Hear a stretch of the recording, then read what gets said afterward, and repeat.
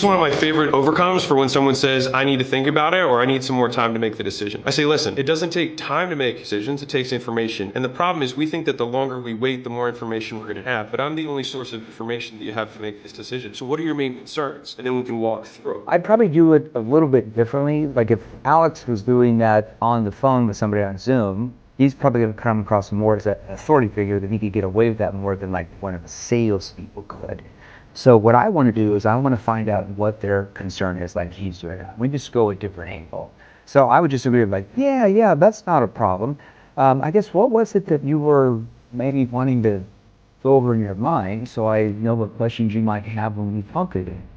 See, the reason why I want to say when we talk again is because I want them to feel like we're getting off Zoom or we're getting off the phone or we're leaving the house or leaving the office or whatever. So it lets their guard down. It lowers their guard because they don't feel like we're going to high pressure them. Because I want to think it over. It's not an objection, right? It's not like they sit there and think about it for 2 straight weeks, okay? What the objection is, what the concern is what they want to think about. So I just agree with them like, oh yeah, that's not a problem for sure. We'll have to get back together maybe later on. I guess what was it that you were maybe wanting to go over in your mind, just so I kind of know what questions you might have when you talk with them. See, and I do that and I get confused. Oh, that I'm not understanding, all right?